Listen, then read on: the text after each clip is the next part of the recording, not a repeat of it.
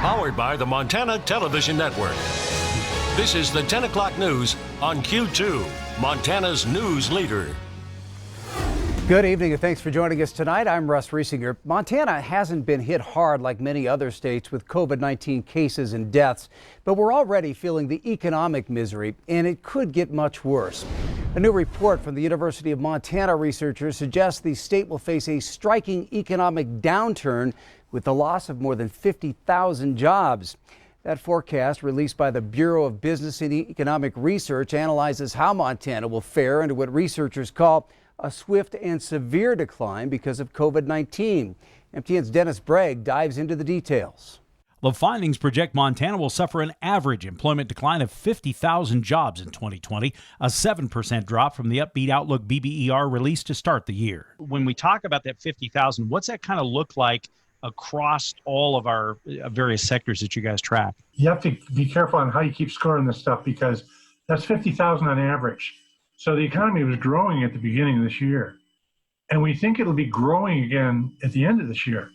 And in between is what we're living through right now, which is just free fall in many parts of the economy. Most losses will impact businesses dealing accommodations and food, but the researchers say retail and all other sectors will see their share of impacts, with more than twice the job decline than after the Great Recession, especially for employment-intensive business.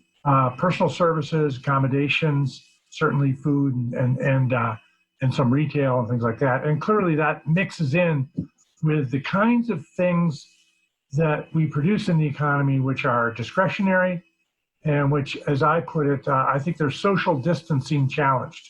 That drives a nearly $4 billion drop in personal income, deeply impacting tax revenues for local and state governments. The Bureau feels no region of the state will be totally exempt, with the biggest impacts in the West. Part of those reasons are simply population and employment. Northwest loses more jobs because most jobs are, the Northwest has the highest employment total. But it also has to do with job mix, with the Northwest and Southwest having more tourist-related activity, which is expected to bear a heavier blow. The bright spot, a possible sharp uptick this fall. We stand a very good chance of seeing meaningful growth. I mean, not just a single percent, but double-digit growth by the end of the year. And but we're falling in a very deep hole, and we're going down right as we speak. In Missoula, Dennis Bragg, MTN News.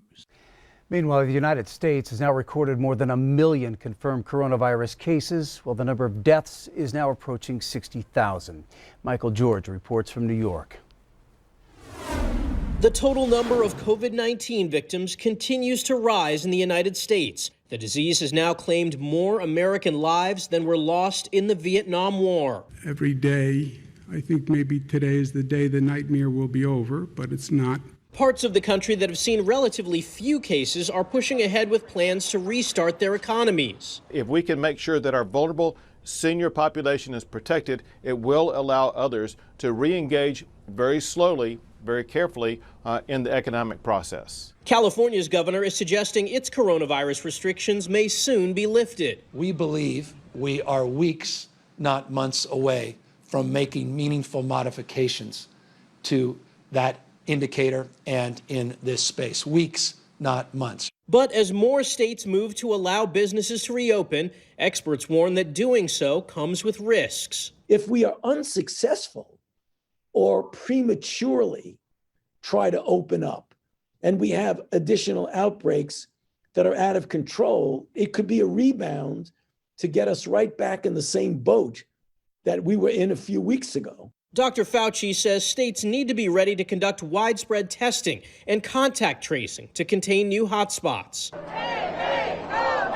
Elected officials find themselves in a bind. We're trying to get right and balancing the need to reopen the economy as we can with the imperative to protect public health. And those things are obviously somewhat in conflict. Underscoring what's at stake in reopening the economy, the University of Washington revised its estimated coronavirus death toll from 66,000 by August to more than 74,000.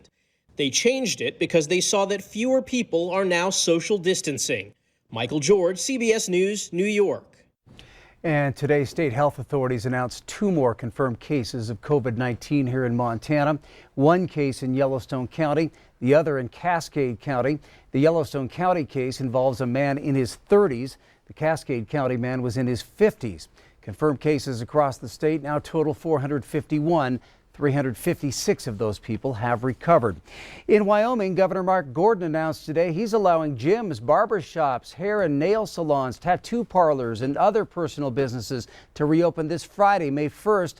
This as the state announces 7 new confirmed coronavirus cases. The number of deaths also remains at 7. So far, 396 people have tested positive, but there are another 140 probable cases. 362 people have recovered. There is some new hope tonight as word is spreading about a possible breakthrough on a coronavirus vaccine, one that could be ready possibly in a few months. That vaccine, created out of Oxford University, is one of 70 potential vaccines being developed around the world.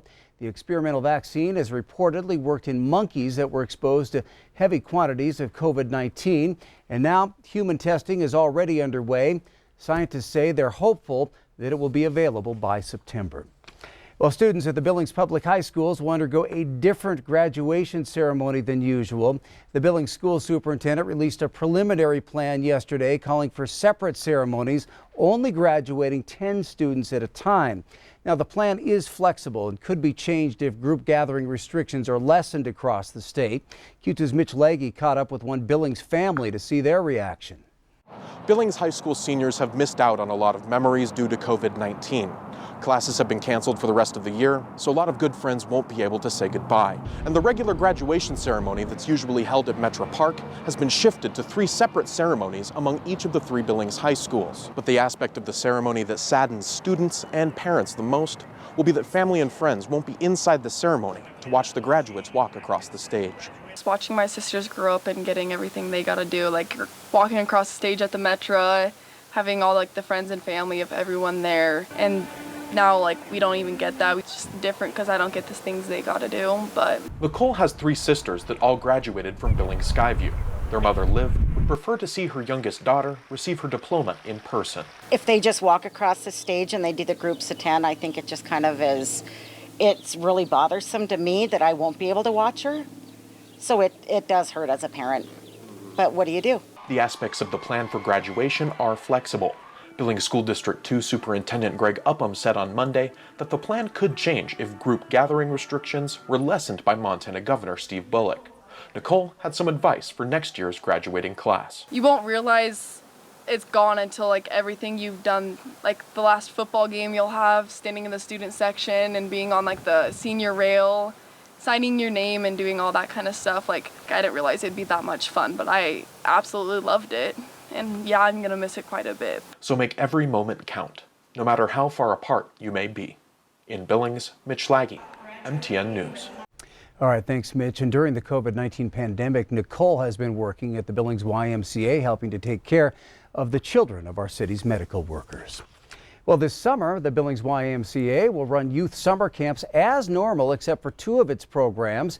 Youth Development Director Shannon George tells Q2 that they have decided against proceeding with the preschool and leadership level camp this summer in order to focus more on the primary age groups, K through 6th grade. Specialty and sports camps will also be held this summer. The full-day camp is located at First Congregational Church in Billings, and the half-day option is held at the Y. George does say that the Y had to make some changes in order to keep in line with social distancing guidelines.